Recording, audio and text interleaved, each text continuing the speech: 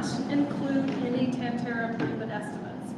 And I know when we get to the sewer night, they'll be giving you a list of, remember we had an estimate of about nearly $8 million of improvements that needed to properly get the estate area up to speed and functioning the way it's supposed to. In 2023, and again, we can talk in details, there are a few $100,000 of that planned bucket of projects that need to be done. But there's still about 7.5 that engineers have said anywhere from 2024 to 2028 we can get those accomplished. So we do need to decide what's the best way to pay for that, what's our best route, but I did not include that in the cash flow.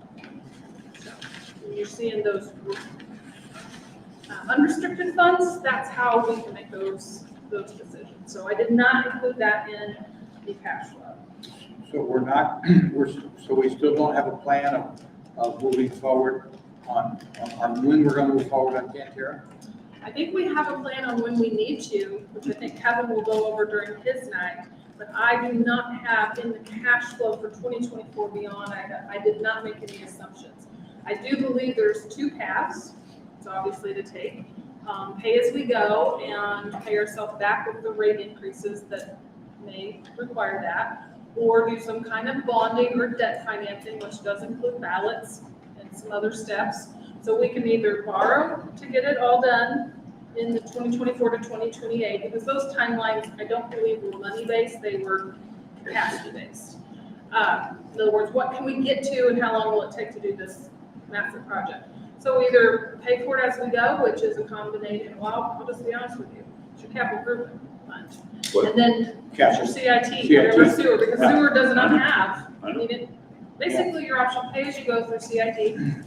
And then as your rates are increased, we can pay ourselves back, which is the same way you do bonds. If you did some kind of debt financing, then you would that rate increase would cover the debt payment. So either we transfer out of another fund or we go do debt financing.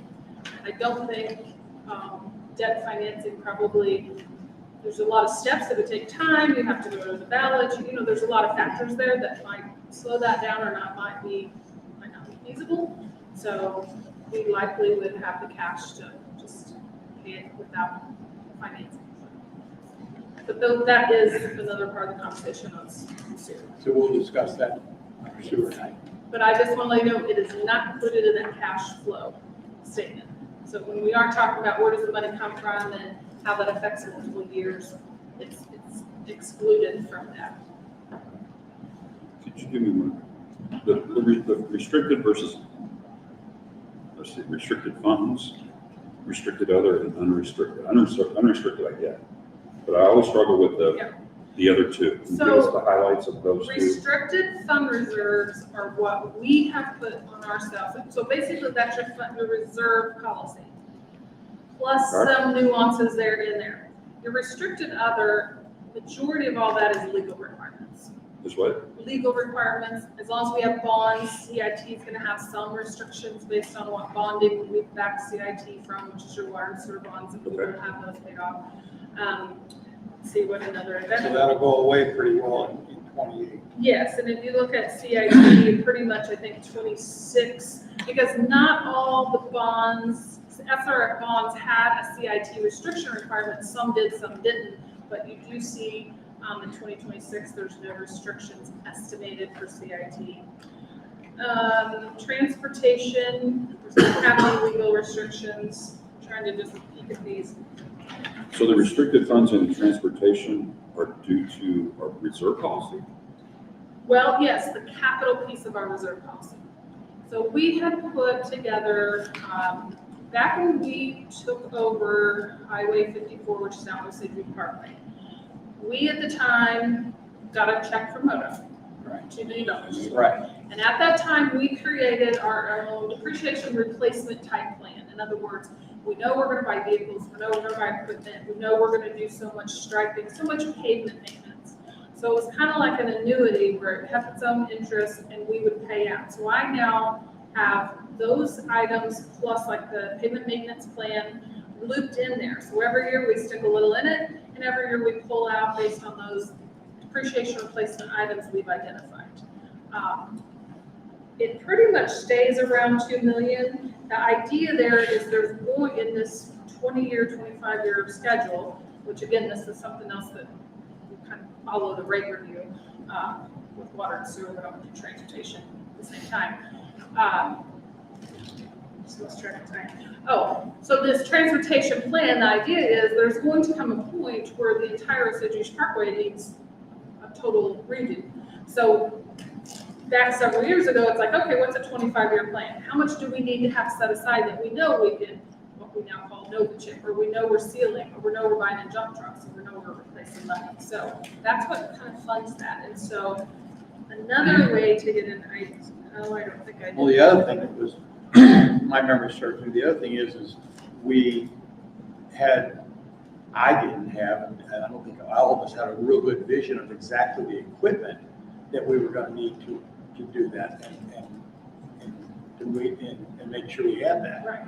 And also,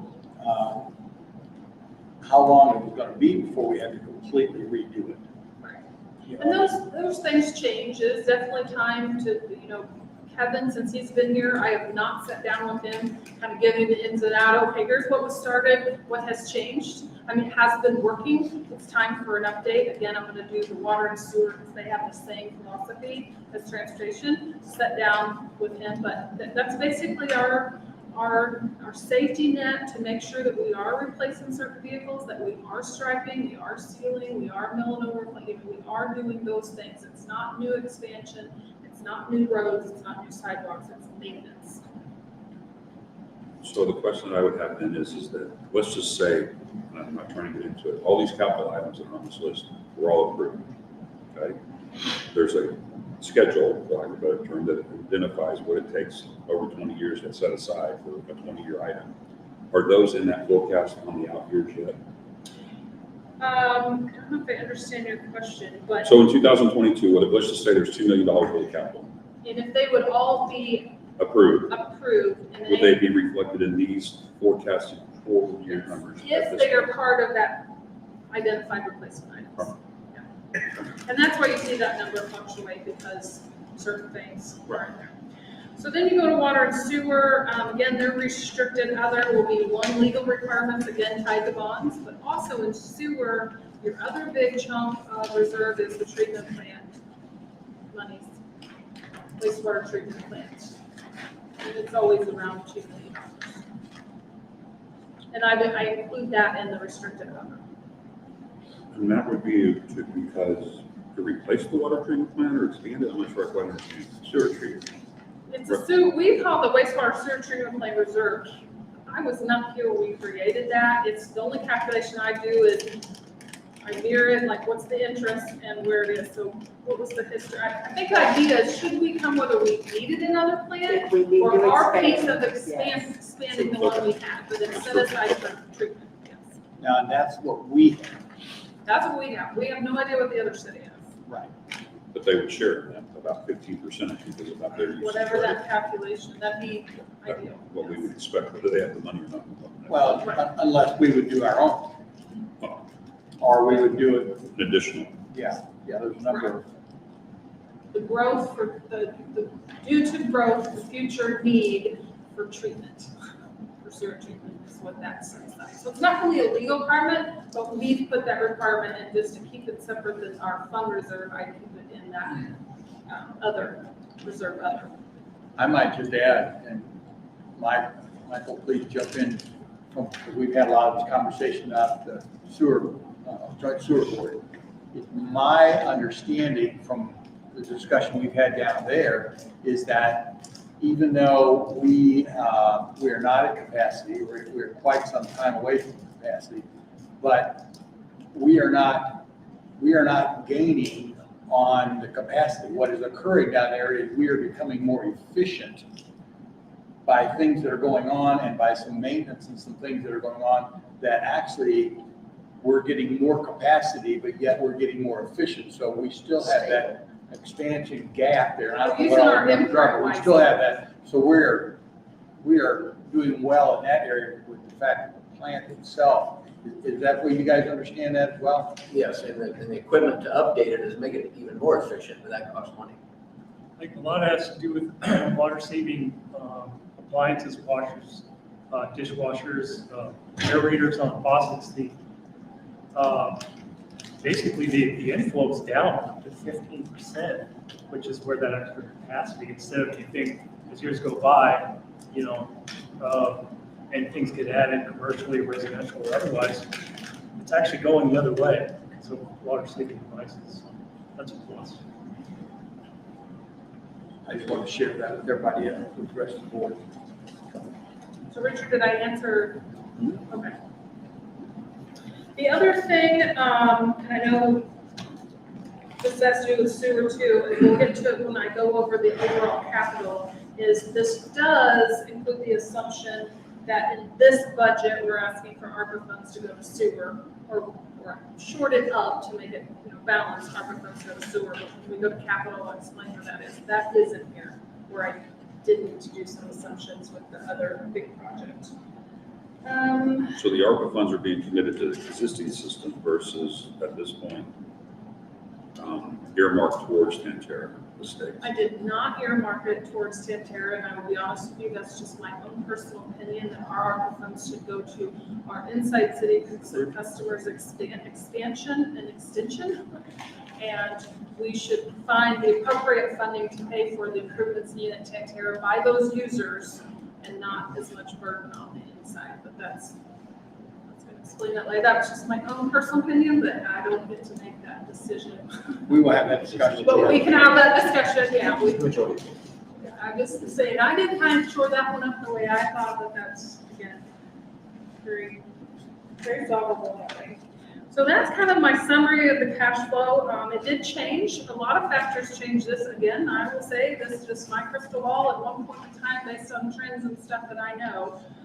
Because of our increase of sales tax and gain in some of the other revenues, mainly sales tax since the last 24, 30 months, that has obviously had a residual effect on the future years. Same thing with expenses. I know that we have seen some inflationary, and obviously you'll see an uptick in that, but at least it's been outpaced by the revenues in most all cases. So you did see some changes from this time last year when I was presenting you with the same cash flow based on the budget that we were talking about last year. Overall, by the end of 2027, you probably gained $500,000 in general fund, which is really, you know, you're in and out, but also saved because ambulance is the biggest subsidy, I guess, received from general is ambulance. And so you saw some changes in its income as well. Capital improvements, which I know is probably the hottest topic that you guys watch because that is for what kind of expansion. I'm estimating a gain of $1 million, but that's a combination of the residual effects of sales tax going up as well. So, transportation gained a little bit. Again, that's mainly sales tax, so you're going to see that. The other funds either went down or up a little bit or very unchanged, but all dependent on sewer and water. Our biggest effect to sewer and water from 2024 to 2027 is getting the rates right. And even if that takes a couple times to do that, because we want to base it on the right information, because I think we owe that to our ratepayers. So getting those rates right and then figuring out how to pay for Tantera, and that's a combination of two, that will be your biggest effect on water and sewer in the next 5 years. So any other questions on the cash flow summary? Because I know several of you use this when deciding on things for the current budget.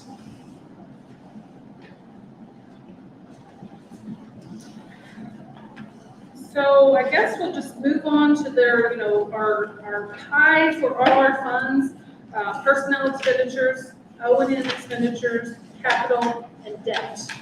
And then with that, we kind of have the transfers between funds. So first off, as we did last year, the personnel expenditure summary, it starts on page 5.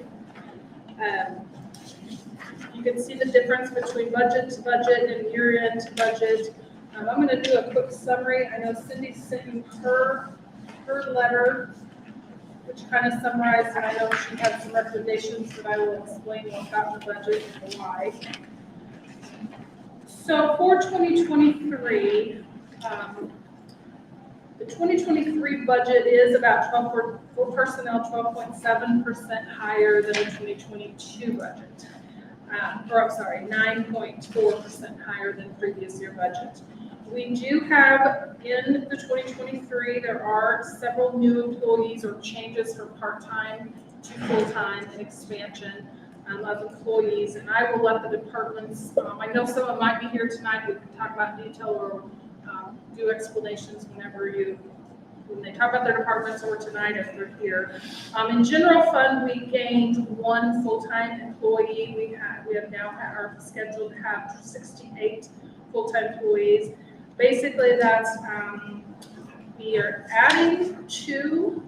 requesting to add 2 full-time positions to the police, but taking away one budgeted position from last year. Because we switched from engineering to corporate services and we had to change the inspector that filled that construction inspector position that filled that.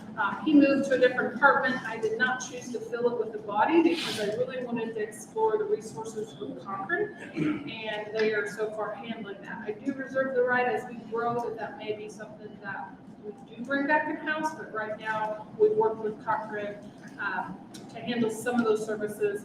And again, when we get to engineering, we can talk more detail with that. So that's how we're netting one. With the police department, it's adding an SRO. The school is interested in a second SRO. As you know, the school shares in 75% of an SRO. So technically, we are going to pay 25% of the new position. Todd's capacity, as much as police come and go, we always seem to have some. I don't see any fear on why we would be adding 25% of a person that we could use in the police department. And then also separating out evidence and the records clerk positions, which we combined several years ago. And because of activity growth, they feel like they do want those separated. So taking out one position in engineering, adding 2, that's where we're gaining the 1 in general fund. Public Works, a total of 3 new positions are added. That's a combination of taking 1 part-time and making full-time. Sewer transportation really the benefit to those. That adds 3. Ambulance, we are asking to take a part-time ambulance and make it full-time to add more of a full-time ambulance crew. And then there's no change in receipt-fied. So overall, I said 6, but I'm coming up with 5. I guess we're adding 6 new positions or taking away a part-time. So that accounts for some of the change from budget to budget numbers. And so the increases to salaries. So as you recall, last year, you guys were very gracious enough to add a 7% premium in 2022. Started about that at the beginning of the year. In addition, employees got merit increases from 3 to 5%, depending on where they fit in the schedule. So last year, all employees got anywhere from 10 to 12% increase. The idea behind that is when we did the assessment, we found that where there were too many of our existing employees not moving through the pay plan, so therefore they were not competitive in salary. So that bump up in premium moved employees through the pay plan. So I did not type this out, and this is just my further analyst for Cindy's thing. So 2021, we had about 22% of our employees that were in quartile 2 and 3. And majority of all these were long-term employees. So although we would move the floor and the ceiling up in our pay plan, it didn't always, over time, it didn't equate to those long-term employees. So when we did our compensation study last year to be competitive for every position, especially those that are still in the position, that's where that increase last year was, why that increase was approved last year. So in 2022, after those changes, we have an increase of up to 38% of our employees. Now we're in quartile 2 and 3. So it did what we were wanting it to do to stay competitive. The position, the 2023 budget as proposed, and I know Cindy had her recommendation, and I do say she was very aggressive in her recommendation, but as proposed in the budget by increasing, first of all, We do not think we're ready to increase the floor and ceiling yet. We do know the labor market's still pretty hot. They do think it is still gonna layer off. We did a significant increase last year, so I agreed with Cindy that don't mess with the floor and the ceiling, but increase the merits from 4 to 6%, which are now 3 to 5%. That would, one, keep us moving through the pay plan, still have a tap on the tail end of this inflation, although I do think inflation will settle down, at least that's what the experts are saying, so therefore my forecasts are on that. By doing that, which is not the most aggressive, but it is something, and it makes 63% of our employees will be estimated to be in quartile 2 and 3. So for over 2 years, by doing this increase, plus what we did last year, we went from 22% of our employees in quartile 2 and 3 to 63 as this budget says here. Now, Cindy did have the chart where if it was 6, 7, and 8 instead of 4, 5, and 6, it really doesn't gain as much percentage of those in quartile 2 and 3 as the other ones do. I think increases for merits for quartile 1 from 4 to 6%. Right now, they're 3 to 5%. I still think meets everything that it meets in what we've seen in inflation. It keeps employees moving through the pay plan, and we're in much, much better shape than we were. What's my other? Have we identified who that 32% is? I don't have that from you, but I definitely can. My concern is I guess the broad question I have is that 32% that aren't getting into those center quartiles, is that the ones we're having positions, the most difficult positions? I think that can be easily analyzed. Because if those are, then I would like to look at trying to do something with those positions. But you know what would be very helpful, Kevin, and I'll just brainstorm out loud. When CVIS did our compensation study last year, they gave us plenty of Excel data that actually showed every position, whether it had a body in it or not, where it was, where it should be. So I can go back and now layer in the new data and then see, okay, instead of saying from 2021, when we only had 22% of our employees, which I don't have this on top of my head, but I think our average lifespan of our employee was still pushing 10 years. So we still had some long-term employees. I know we've had some changes. We have a lot of new ones, so that's going to bring that down a lot. So those are obviously going to be quartile 1. But to go from that, and as the budget is budgeted here to get to 63%, you know, if it wasn't for what you guys did last year, we wouldn't have got that jump start on that.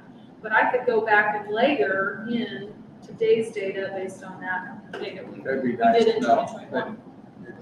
And I'd like to see if we can do that. Again, I just want to make sure that we're not adding more to those that are where they need to be or above, and forgetting those that aren't. And another reason that I justified to myself on my recommendation, and again, I agreed with Cindy on this, that not to raise the floor.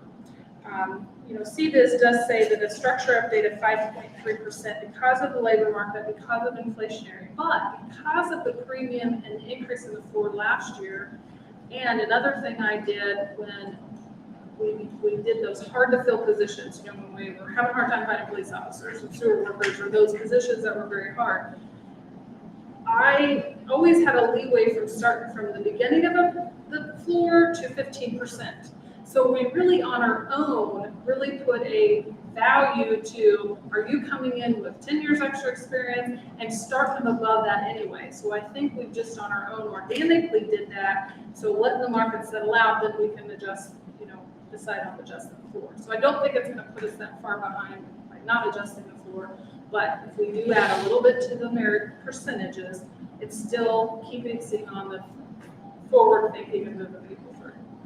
I will layer in to ensure that it's not hard to fill positions. Thank you. So is there a question on the table as to whether or not we should follow Cindy's recommendation? I think that's Cindy's. Well, Did the other 100 and what is it, $10,000 or something like that? That is your comfort level. I just wanted to What's in explain the why budget? I did What's not. in the budget right now, in your draft one budget? That's what I was Shouldn't sure.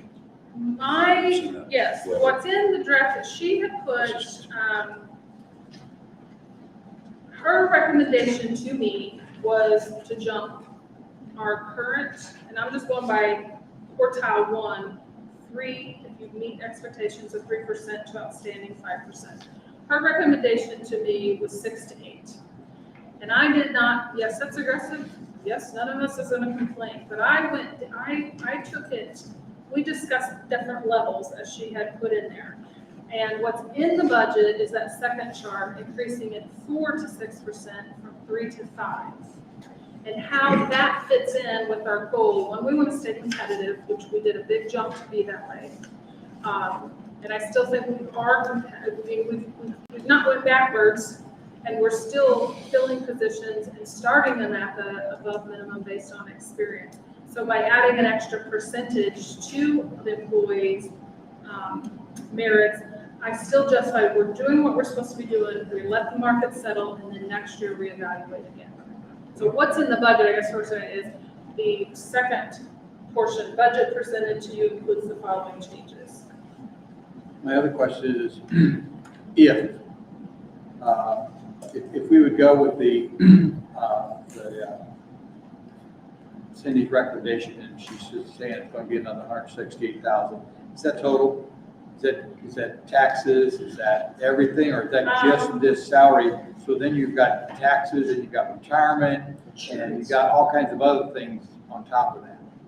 So the cost of implementing the above changes, which are the ones that I put in the budget, increased, and I think that is salary only 168. Whereas up here, if the pay plan was structured to adjust the 5.3 and increase the merits, is 276. And I will have to verify with her, but I think But is that's that salary 276 total, or is that, since you already, I guess maybe the question is, how much is it to implement what Cindy has suggested That's in the handout. over and above what we've got in the budget right now? And I'm not saying I'm in favor of it, we might have to do some math.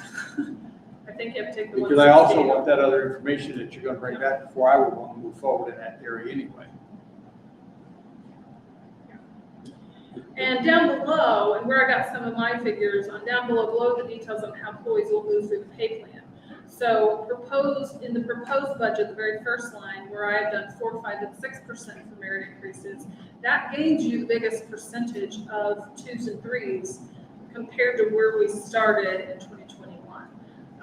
Now, merit increases plus adjusted pay plan, I don't recommend that. We can, the merit percentage, they can be whatever your comfort level is. I just, wanted to know that you just need to know the effects of it. That's where I was getting my numbers on where we've been and where we're at, and I'll get more details on who that is, but the positions that is.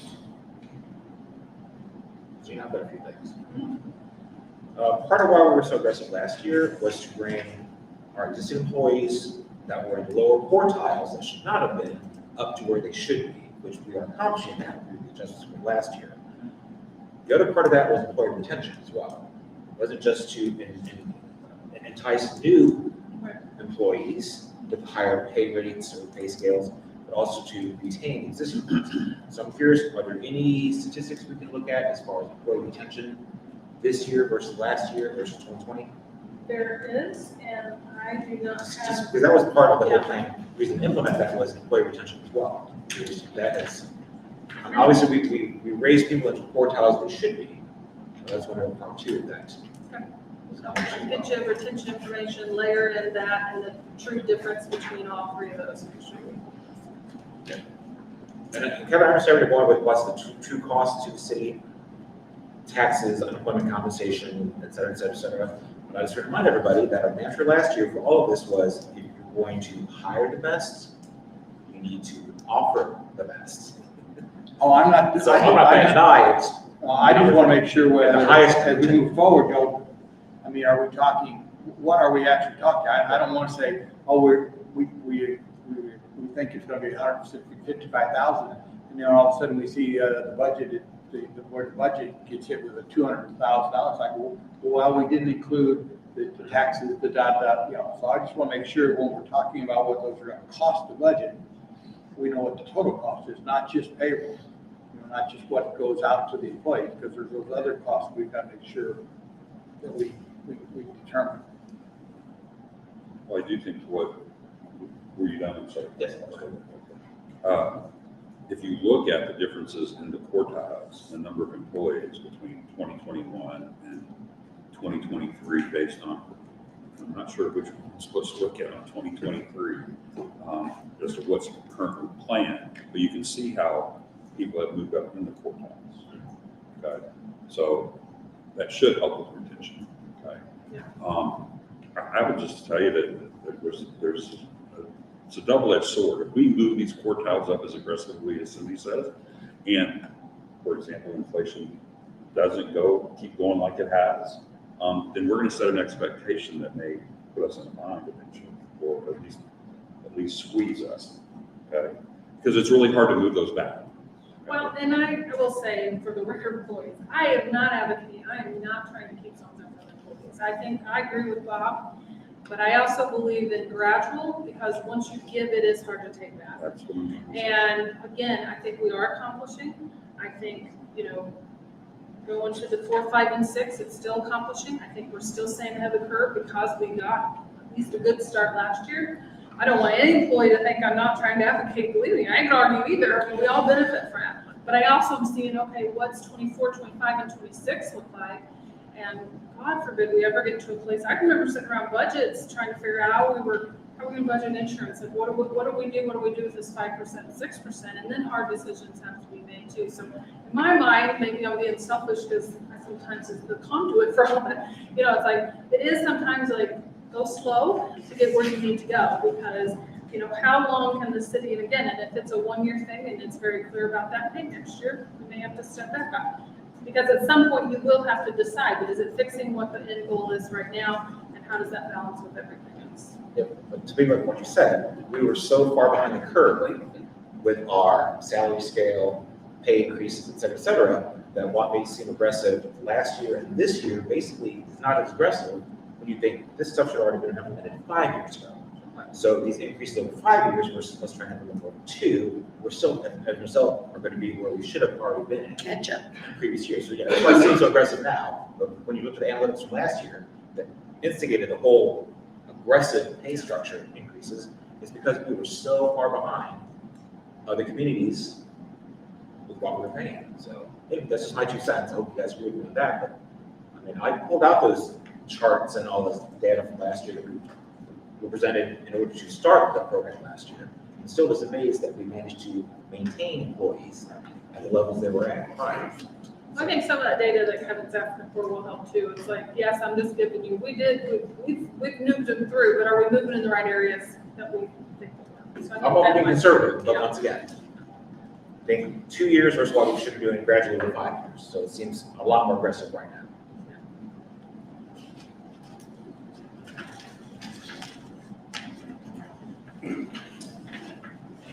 So we can come back to those overall decisions, and I want to solve that tonight, because I know as we go through. I'm not ready to make those choices. Yeah. I want Give you the information. to have before I get forward. She did, just to kind of summarize, and I know you guys probably read this, how many, right now, we did have a few less separations than the year before. We did hire a lot of people. Current vacancies, it looks like 8, 9, 10, so 11, and I remember last year we were in the 20s. So I will say I think we decided about 11 openings, but compared to where we came from, that was. And I think she also summarized insurance estimates in the budget. Contributions increased 5% in 2023. 3-year average is still under 3%. You will see a 10% increase in the 2023 because we do pay half this year and half the next year. So for cash flow budgeting, as you recall, as you go through the different departments, the insurance estimates are based on the people that are there. Not everybody takes family. Not everybody takes, the different levels. So you are gonna just blanketly see a 10% increase. Dental and vision, 5% increase in 2022. No increases no change requested for retirement, and no group life increased 5%, which is a very small number. So does this mean that I'm confused with what she's got here. go ahead, Sorry. I'm confused by her summary, but when I look at this, the budget, we're saying there's only a 5% increase in dental and vision, yet I'm seeing here a 40% increase in vision. That's because you got more people. So when she's given the blanket rates, but all the departments, as people come and go, you got timing gaps, because she does budget exactly based on what employees take and when they're coming and when they're going. So you might see, and this is all employees, but let's take, I'm not picking on Todd, but let me take the police department or 911. That one time we were 50% down in that department. So we didn't have those costs, and then all of a sudden you fill those departments. Well, if we went all last year with 5 people down and all of a sudden we hired it, you're gonna see a bigger cross in the line item increase because of the movement of people. Where hers is just a linear. Okay, that's why the numbers are Yes. matching. Correct. Gina, I'm confused on this health insurance. The contribution increased 5%, right? Right. And for next year. And that seemed to be the cap that we even said last year, no more than 5%. But then it says budgeted 10% increase, so I'm confused by that. Well, we increased 5, so we pay in July. So half of the previous policy is budgeted 1 year, and half of the next, the new policy. So you have to assume there's gonna be some kind of increase there. So that's where that timing affects how she budgets. Okay. But now, these are the 23 budget suggestions for the 23 budget. Those are not locked in stone yet, because we haven't received those rate increases. The Right. rate So- increases that we received in July of this year, for July of this year to July of next year. Right, so we don't really know what's gonna happen the first part of next year. That will take effect July 1 of 23. Like, we know what we're paying from July 1 of 22 to July 1 of 23. And so then we've got, could have a new increase that will affect July 1. So July 1, 23 to go to July, January 1 June. from budget for budget. Does that help or hurt or? So she's saying we budgeted 10%, but we know for sure that if there was a 5%, Correct. because we don't know what the July 1 next year's going to be. That's interesting, with health insurance going down. Yeah, sorry. So, first of all, with health insurance going down, I find out what you got. with it. Mine It's is, not. mine goes down But the first of the year. all I know is what mine did. But is this the last year of the contracted 5% max that we did? Because we went out to bid 2 or 3 years ago. It's either, Does it end next June, I think? if we have another Because I'm year. really wondering, we're not going back through another process, because I don't. It's coming, but I don't know. That's what I was. And that may be why Cindy did 10%, because he's expecting a 15% No. increase or something in the last half of next year compared to the last half of this Yeah, year. let me verify when we plan to go back out. I want to say, memory serves me right, we may go out in 23, but it might even be for the end of the 20. Yeah, it may be 24. I'll verify that. Okay.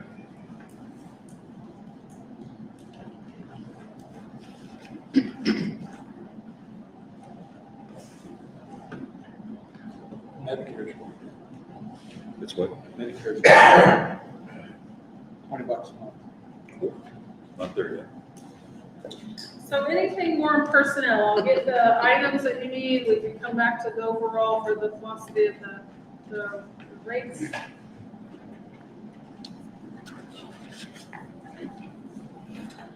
O&M expenditures, page 9.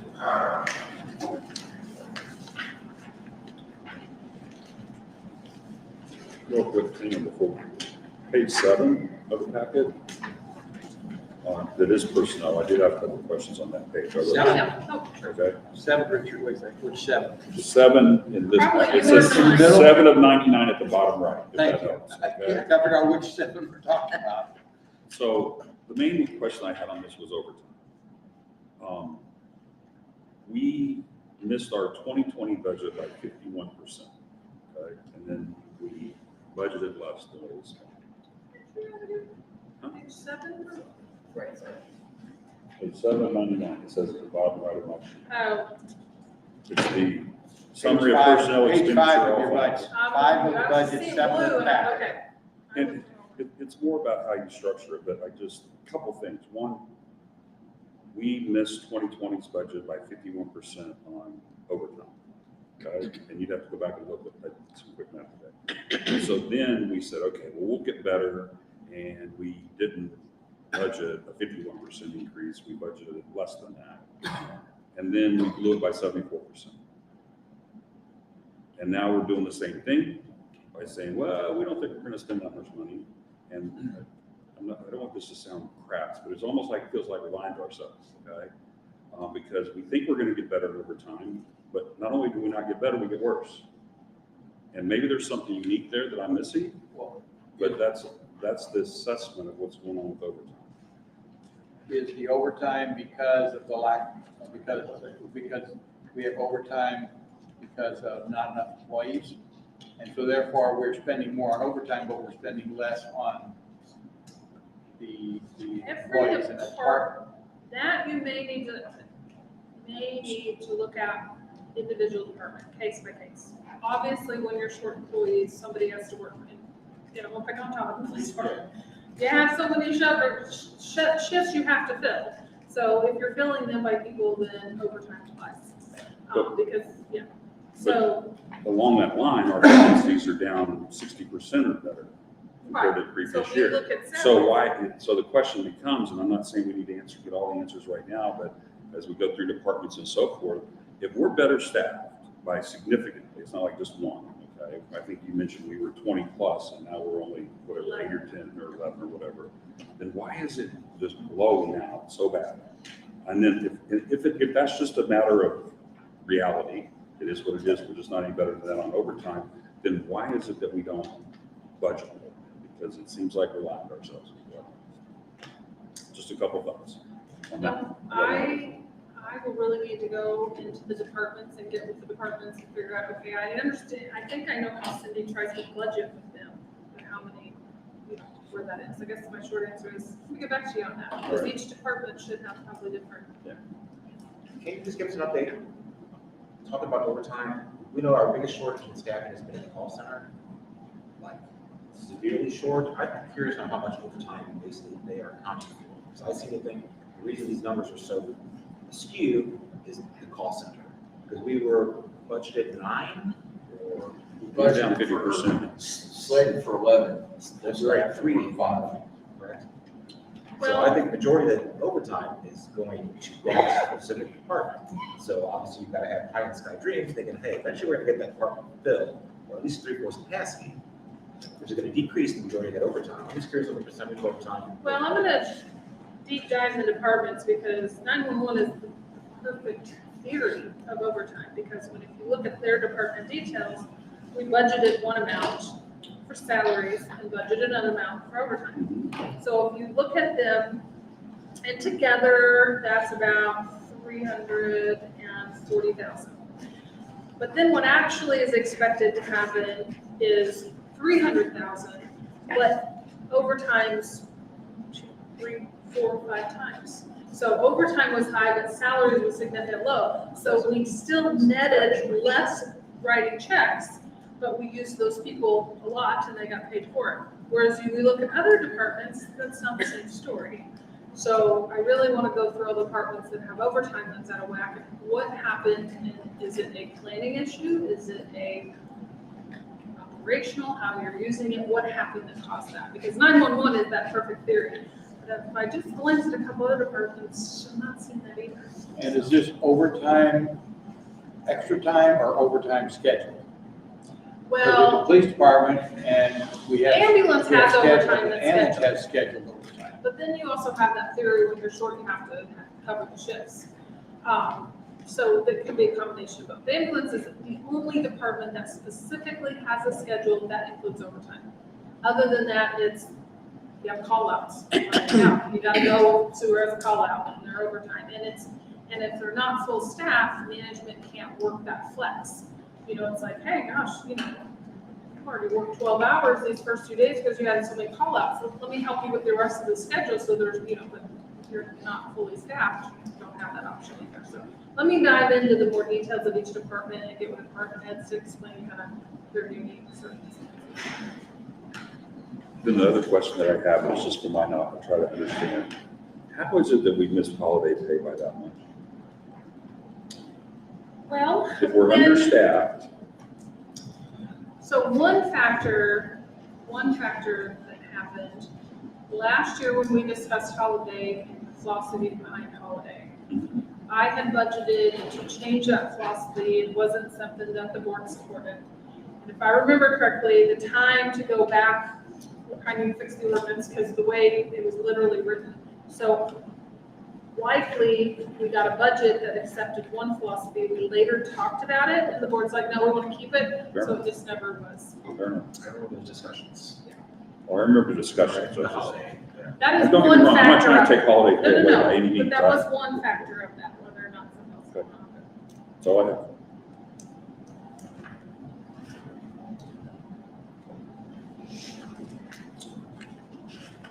Okay. Operation maintenance, page 9. Right side, Middle. Page 9, middle. thank you, thank you. Sorry. Middle. Oh, Nine. I see what Nine of middle- 95. Now I know I those. understand what 9 is. 9 of the budget. There you The go. packet adds numbers and I didn't print it that way. We do The it. big numbers rolled over here. Over the middle, right. Oh, gotcha. 9 Got it. 9 in the middle, 11 on the side. Okay. So O&M, I don't really have any other charts for O&M other than these details. One thing you're gonna find a big up and down in O&M, transportation, water, and sewer are probably the biggest up and downs. They are obviously the bigger budgets as well.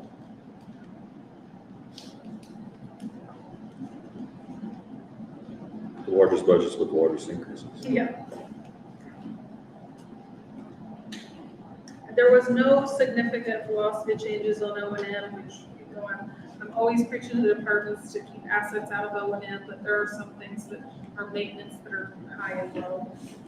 But no significant philosophy changes on how we measure O&M. Gina, the engineering, I'm looking, projected in for 22, 415,000, but for 23 budgets, 300,000. Well, two things. One, we are going to, and I did mention this earlier, I'm surprised Kevin's not right yet on the details, budget amendments. I am behind in catching up with those, so you will see some of those coming through. When we first started with Cochrane, we put everything in engineering into general fund, and then I do what I call as administrative reimbursement, and I did that. Well, as new projects are happening, we are budgeting that engineering with the project. So instead of paying general fund back on the back end, through administrative reimbursement, we are trying as those bigger projects to budget that defined estimate of engineering for Cochrane, because the way they bill us, we get their bills.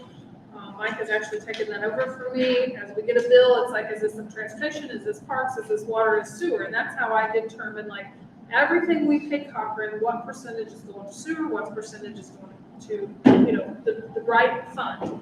There's an accounting purpose for that because general fund shouldn't bear the expense of those engineering projects. So I would do that kind of on the back end as a calculation. Well, as we now have been with Cochrane for a while, and as we're getting new projects with new contracts, we're slowly budgeting those engineering estimates with that project. In other words, 5 years down the road, you want to know what industrial drive costs you, you're going to have engineering and construction. And So one, it's tracking the true cost of our assets better, for accounting and depreciation side, but also then we can budget more closely to, okay, we're gonna build X amount of sidewalks. What is that costing us? Because we're writing a check from engineering now, not having a staff that just tracks the time. So you're slowly seeing the numbers look like they're decreased, but next year I have 300,000, and that just means more engineering is actually budgeted in transportation, sewer, water, whatever it is. There's still a piece that I have to calculate for administrative reimbursement because as they work on, inspections or as they work on reviews and stuff, that there's still some of that will be paid back to general from the other funds. Thank you. So we're not paying them less, we're just calculating it and attributing it to the funds better. Gotcha, okay, thank you. So, okay, that's the part I'm not quite getting. So we're planning on paying Cochrane more than $300,000. Is that what you're saying? Yes, because So where's the other additional being charged or budgeted? within the projects within water, sewer, and transportation. And if that's something, because I think I know where you're Capital going with. projects? Sorry? The capital projects? Is that what you? Yeah. Okay. So when we get to, I'll just give you an example. When you look at the project list, for example, you just pick one, transportation. So transportation, we have Ledges Drive. Okay. Let's say page, and I'm just using an example, page 12, center page 12. I list Ledges Drive. When I put engineering construction, that means that project, we are calculating what Cochrane has estimated their piece to that Ledges Drive project is. Cochrane's calculating. Well, because they do engineer estimates for us, Right. and if Mike works. Oh, with okay, them- you're talking about the project costs, not their costs. Right, Not well, their no, support the costs. construction, but also the engineering piece that's tied directly to Ledges. So Okay, we're trying to budget engineering and construction together with projects. okay, so if I understand what you're telling me is that we're paying Cochrane, we plan on paying Cochrane $300,000 for general support, and then there's project costs on top of that. Right. So we could easily be pushing $500,000 a year in engineering. Well, we are tracking that meticulously. That way we always know with our contract, like the board you guys gave us, well, at the end of this year, we're gonna bring you another not to exceed amount for 2023 for Cochrane. And so we have to make sure that if you give us a not to exceed of 400,000 or whatever that is, I can't remember what last year's was. It's not the 415, I gotta come back to a budget then. But we, at the end of every year, if you recall the last couple of years, we come to you and say, okay, we're still under contract with Cochrane. We'd like a not to exceed of this amount for services. That does two things. One, it puts a cap that we have to maintain under that, whether it's coding it to Ledges or coding it to engineering. But also,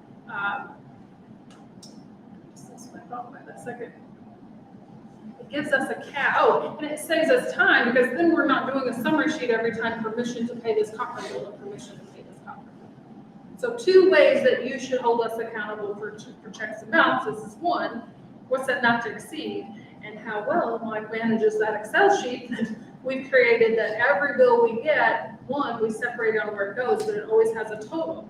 And it's like, hey, we're getting close to this, and why? I think here's my thought. I'm not convinced that outsourcing our engineering is the right thing to do yet. Okay, I'm not convinced of that.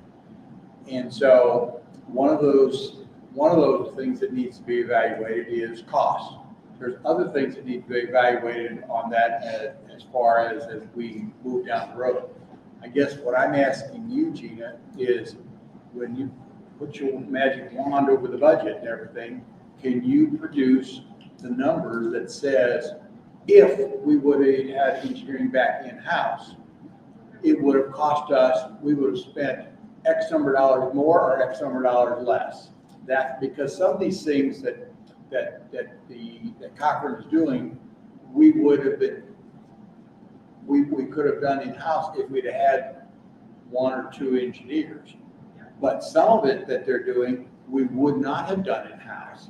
And that's an area that running the cost. That's the area that I would like to be able to see if there's somewhere you can track that for this board, whether it's, whenever or for future boards, at some time to continue to reevaluate that so that we can make sure we're, because there's more than just a dollar.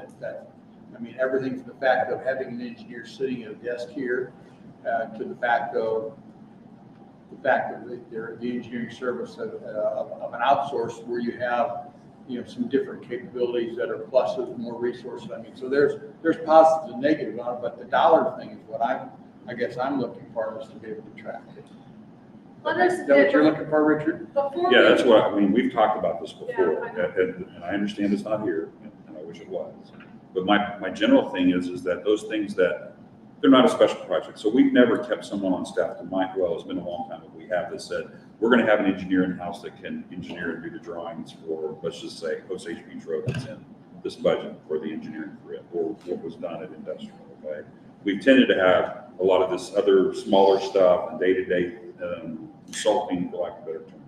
And I've always felt like that we're leaving 30% on the table, because that's just generally what it is. Cochrane is providing a service. Theoretically, we should be able to get that same service for 30% less, okay? Because we should be able to hire, like Cochrane, theoretically, and we should be able to implement that. And we shouldn't have to mark it up, because I guarantee you, Cochrane's marking up whatever their costs are, around 30%, okay? And so, but to Kevin's point, it's hard to understand the split out, because how much of that, let's just say we gave Cochrane $500,000 last year, I don't know what the number is, but how much of that would have been already outside, okay? Versus what would have been more, if we would have had an engineering department, would have been kept inside, so we can understand what that true 30% is, okay? Cochrane's done a great job. To be quite honest, we paid 30% more on some level. Boy, have we got a lot better production out of compared to what we had years ago. I know not everybody saw that, but we just didn't get anything. That's just the reality. So all I've asked, as we've talked about before, is at least we recognize what we're potentially leaving on the table. I don't know when we can get that, but I'd love to see that someday. Let me, before we discuss transmission water sewer, which I know is the next Wednesday, we can put together, or I can put together what we have in history, like Richard says. Based on history, I can tell you, okay, let's see what I can get you. That will lead to what more we need to do a full analysis, but enough that it should be to discuss the budget, and then leads to that deeper dive of answers that we don't readily have at our fingertips in our. I just think it's also not only do we, I don't see a sense of urgency, but it's something we need to be able to, a year from now and on and on, continually be able to look at that at this time and say, okay, what we're doing is fine, or like Richard said, whatever we're leaving on the table, whatever that may be, maybe it's worth it, maybe it's not. Knowing what it I don't is know, and but- decide whether. But one thing that we can look at is, hopefully we can have numbers working for that. I think the big downfall of having an in-house engineer, so obviously a lot of upsides to it, but I think one of the biggest downsides to it is going to be the estimate bidding process. The estimate bid process, because if you've got a project that we want our in-house engineers to do, and we're going to say, give us an estimate cost. Well, their expertise on that cost can be based off of what? The last project they did for us. Whereas you've got a company like Cochrane, they are doing multiple projects, multiple municipalities at any given time. So if we say, okay, we need a cost estimate for this road repair we need, they can say, guess what? We're doing the exact same one we just completed in Wadham Town yesterday. So they've got this huge, vast pool of information they can pull when it comes to charges and estimates. If we've got an-house engineer, once again, where are they pulling their numbers from? I agree The with last project they you, and did that's 3 what months I think, ago, and that's where I say. That's the biggest downfall I That see. 30% there that Richard pulled out the sky, or wherever he got that number from, 20%, whatever that number is, that's part of it. And there's a lot of negatives and positives that we can talk about. Yeah. Because that's a positive right there, that we have with a firm like that. But at least when I'm looking at it, while we're number-wise, we can get the number, that's one piece of that puzzle we evaluated. And you're correct, there's value in That it. was my biggest concern with in-house, is Yeah. that they're only gonna be as good as the last project they've done for us in-house. Whereas you've got a company that's got vast information, they can pull projects doing similar to ours at any given time. Well, we'll start by. But just, Can I respond to that, if you don't mind? go ahead. My experience of sitting here in the last 6 years, this is exactly the opposite. our in-house, well, they may not have been productive and got things done, they estimated a hell of a lot better than Cochrane has, to be quite honest. Okay, Cochrane has missed some budgets big time, okay, which is counterintuitive to what you're saying, but the reality is that's kind of how it went. I'll be honest with you, right, wrong, or indifferent, Nick and I don't know how much Eric was involved, but they were pretty doggone close most of the time on their engineering estimates. Now, maybe there's some factors that Cochrane missed, and maybe they won't miss that anymore. But it honestly has, history didn't pan that out, so just, that Yeah, was but the again, the rest experience. of years, supply chain issues, increases in materials, et cetera, it's hard to gauge estimates for a project that's not going to go underway for 6 months from now. You can make an estimate all you want right now, but as we know, materials for construction have just been a roller coaster. Anyway, we can debate this later. Yeah, over beer or something. All right, well, we will get you the information as much as we have put together, and that should help lead the conversation of what else we need.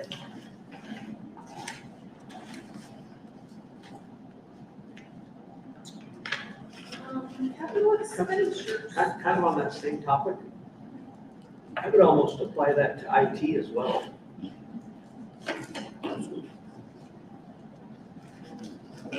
We're spending almost as much in IT for that as we do with Cochrane. Yeah, we're gonna evaluate one outsource, might as well.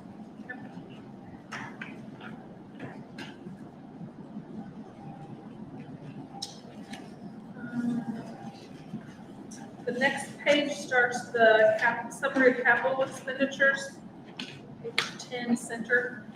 But I really want to draw your attention to the next page of that, starting page 11.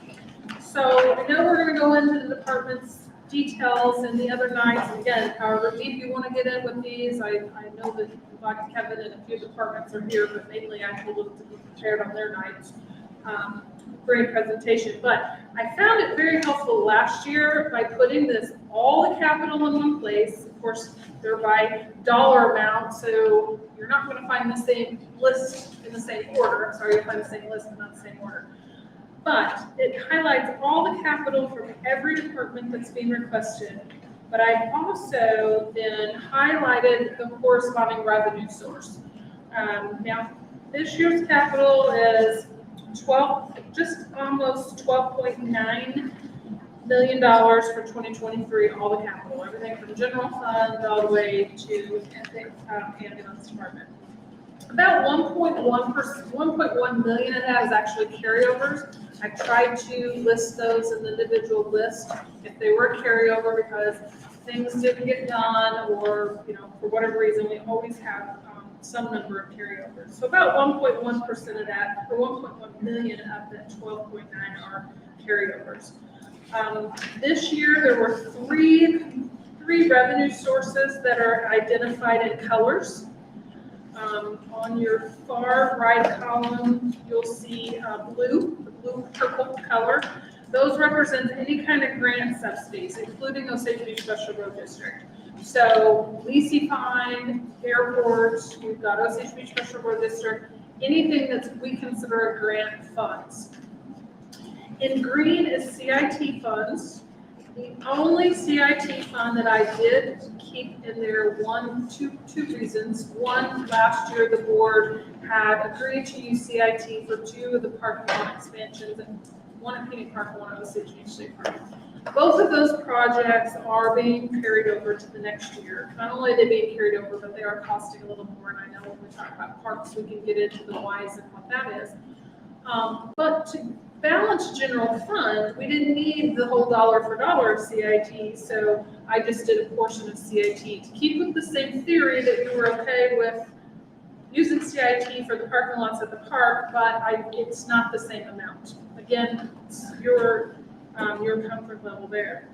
The red is sale of used equipment, so any line item another item is being sold because they get the new item has the dollar amounts the department have estimated. So if you take out a line item, it's a quick look to see what revenue then also has to come out. And then the fourth one, I guess there's 4, sorry, I said 3, so 4. The fourth one is the purple, and that's ARPA.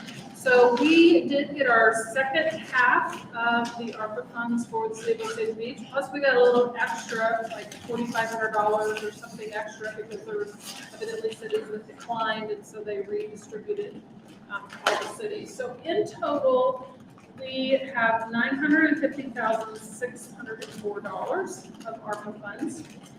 I did take the liberty to, again, part of it was sewer doesn't have a lot of unrestricted funds.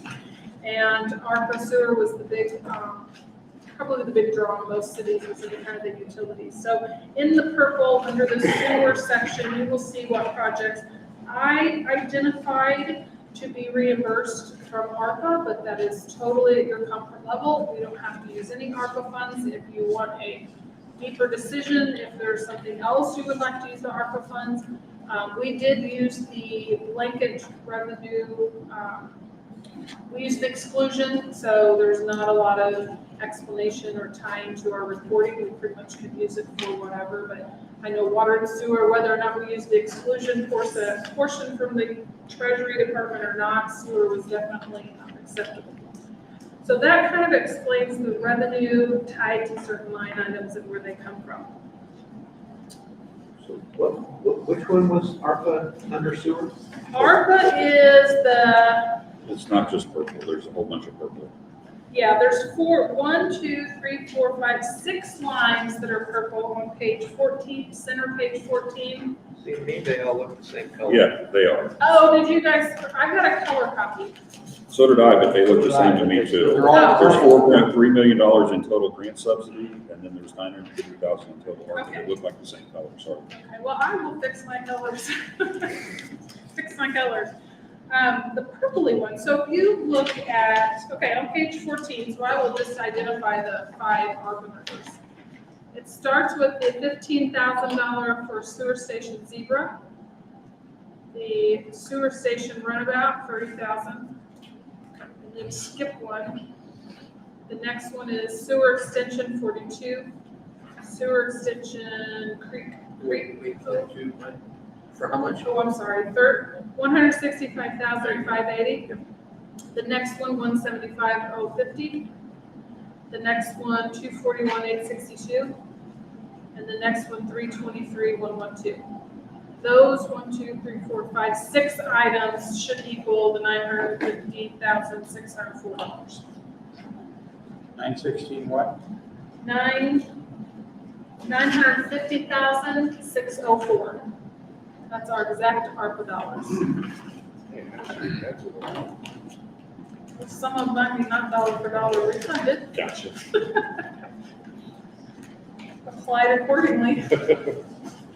Is, well, 2 comments. First of all, I would like to just keep things in general contents and hone in on the departments, whether we do get to the departments, my personal preference. But I also have a 3.5-hour trip back to St. Louis tonight. So that's why I'd asked it. Well, I think I'm glad there's actually department heads here because normally I can't, like, hey, yeah, you can come to budget, that's fine. But any questions or things that can help better prepare them will be better because I know the department managers will be better prepared on the nights I kind of assign the departments, but I pass on whatever helps in that discussion for next week. The other thing is any of this ARPA money from the county? No. Is all that ARPA money from the county in 2022? Yes, the ARPA money that's in your capital expense sheet that's purple or what I identified are the total 100% ARPA funds directly from the U.S. Treasury. You will find in the other departments revenue side and expenses in the 22 estimate that's not identified by detail, kind of with the count. Can I say? Me too. So there's actually 2 county ARPA grants that we did. Right. The first one is all in 22. The second one is attached to budgeted items that are in 23. So there's revenue in 23 from the county? It will be included in the blue grant line. I kept the city ARPA red all by itself just so I knew what we were deciding. Okay. So if there is anything that has grant, 90-10 or what grant, it will be in the blue. I have not received word whether or not we're gonna get that grant, but it has been turned in. Okay. So I have a quick question. So in respect, so Kevin, get home, I'm not trying to go through all these, I but don't know. I have a lot of sensitivity around Tantera Estates. Right? And there's two line items here that I'm trying to understand. Tantera Estates engineering inspection and easements, 83,000, and then Tantera Estates sewer main rehab at 352, which doesn't seem to be funded other than through our normal. Okay. So is this work that's above and beyond what was identified in the 8 million? There is about 400-ish thousand of that 8 million in this project, and I have labeled everything that tied back to that with the Tantera label. So if it is, it's on that list that I know, I don't think we've got you yet, that says, here's what that 7.9 million looks like. Here's what's in your today's budget. Here's what would be 24 to 28. We can have a discussion now or later. I have no problem in a couple of days, which could be a long discussion. I have no interest in funding any of that $8 million out of anything out of our existing capital, to be quite honest. Well, I have 100% interest in getting the damn thing done. I agree with that too. I agree with that too. Like I said, there's some decisions, and Carrie's even helping me put together some, here's your options, here's the best timeline engineering and operations have come up with, here's what's gonna cost you, here's how we need to pay for it, here's how much I think rates can support over how much longer the time. So when And we, that's the stuff I still need to get, when we discuss it on Wednesday. so we will have that so we can make those decisions. You will have more information than you have tonight. There are some I'm ready. things I I understand you. No, I changing. understand. I'm not kicking you because No, it's. literally you were down for weeks. Yes. And I That's what I understand have that. for me to- But I just like to get that, I would just like to get the board's portion of that done so staff can go. Well, there are some decisions that you made, because not doing it is not an option, I don't think. So how do we pay for it? How long were the rates? What's our comfort level? How long those rates, and how we pay ourselves back? And those are things that. How do we get the sewer system back to you? Sorry? How do we get the sewer system back to you? Or I guess, maybe there is a third option. That'd be awesome. So for a buck, Kevin's like, hey, I think I When we took it as a favor, let's say, we got it back. Boy, you are looking. I think it needs to be a special rate district, and that's just my. Well, two and cents at this those point. are, we're putting together more thoughts, because there are some direction that we do need from staff, from the board.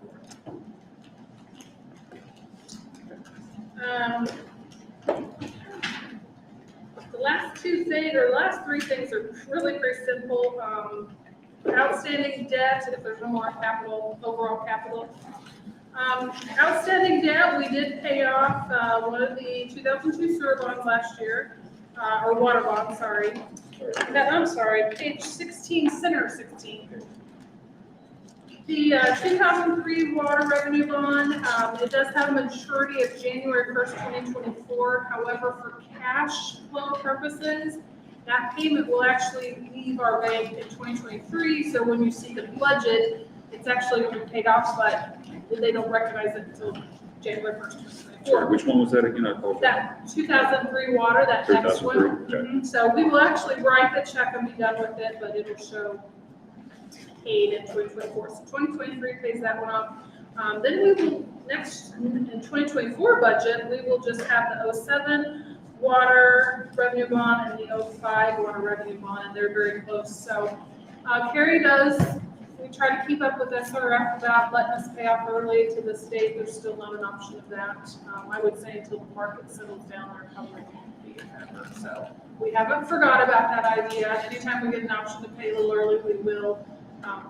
But no more extra movement on that since the last time we attempted. So. Along that line, so what kind of interest are we getting now on the money if we set it aside and don't pay it? When we went through this before, we weren't getting anything on our money. We could pay off 5%. They said, no, thank you. We don't want you to pay it off early. Now they can get money at a higher rate. And I'm just curious, but if we're already getting 3 or 4%, then the margin's not so. We're getting, I think the largest one we have is at 4.5. Okay. As far as what we're receiving as an interest rate, okay. the margin's hardly different. It's hardly worth the administration. So, So no big thoughts on debt for me, no change in philosophy. You want to take a break before we? Yes, I got a request from an alderman unnamed that they would take a short break. I thought it was- we were almost done. Bio break, yeah. You have 5 minutes, good? Right.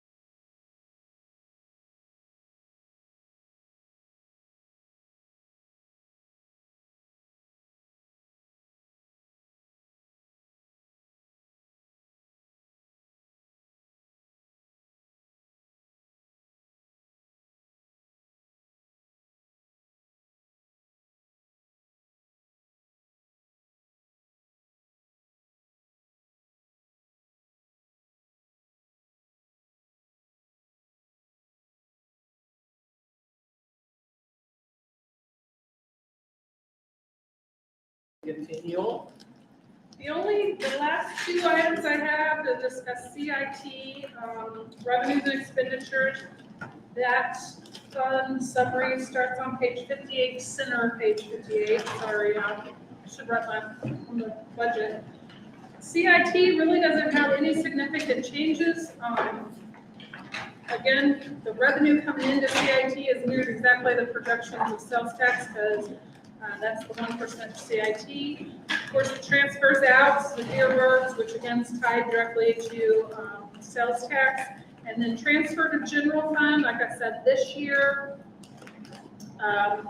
2022, the board approved 2 projects to be CIT funded. Neither one of those projects are going to be completed this year. They are carried over in your 2023 budget. And I did use 193 potentially of CIT instead of the 404. And then transfer to water and sewer fund did go up a little bit in 2023. Transfers from CIT to water and sewer are twofold. One, it subsidizes the debt cost that's not covered in the rates. That is one thing we promised in the ballot language back when we did the bonds. But it also can be used for capital and maintenance of water and sewer as well. So it is kind of a factor of how do we balance the funds, but it pay for capital, cover the debt difference, but also then cover additional capital. So the increase did go up a little bit there. But net-wise, restricted at the end of the year is slowly dwindling as we pay those debts off, our bonds off, and then unrestricted at the end of 2023 is expected about $2.3 million.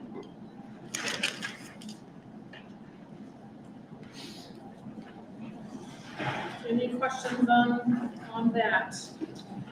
And the last thing, which really just because we need to cover every fund in every department, we have 3 TIF funds. One is really null and void because the Pruitt TIF was paid off. These start on center page 92, and they're just Pruitt Point TIF, Deerbergs, and Arrowhead. Pruitt Point will still be in your budget with zeros until it falls off of the history pages. So 2019, 2020, 21 on there. So each year they'll eventually go away. But it is a fund that's it's closed, done, nothing activity. Deerbergs and Arrowhead are both like pay as you go. What comes in through those funds goes out to what we call debt service or to the developer. So really no philosophy changes. With the help of Carrie, we analyze and forecast its sales tax based on that area's actual sales tax gain. It's not always the same. If citywide, we may be growing 5%, but one area may grow 5 or 6 or 7% or whatever. So no big philosophy changes there, but just to say we went over every department. Any questions? Eventually, you will see a new fund for Osage Commons at some point. When that one gets. Why isn't that there next year?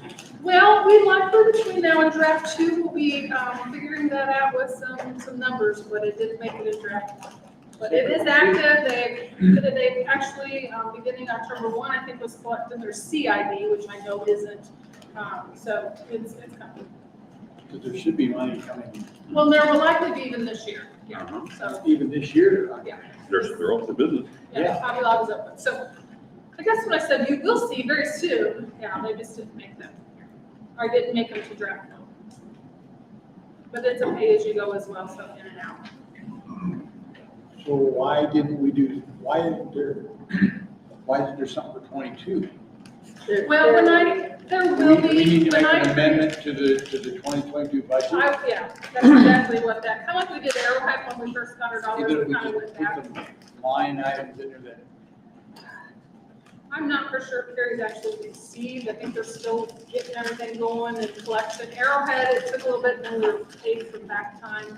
So, not sure where she's at with actually receiving. Does that money go to the county first before it comes to us? The sales tax goes to the, state, but it goes, no, it comes directly to us. From the Department of Revenue? Yes. Okay. On sales tax, but I thought so.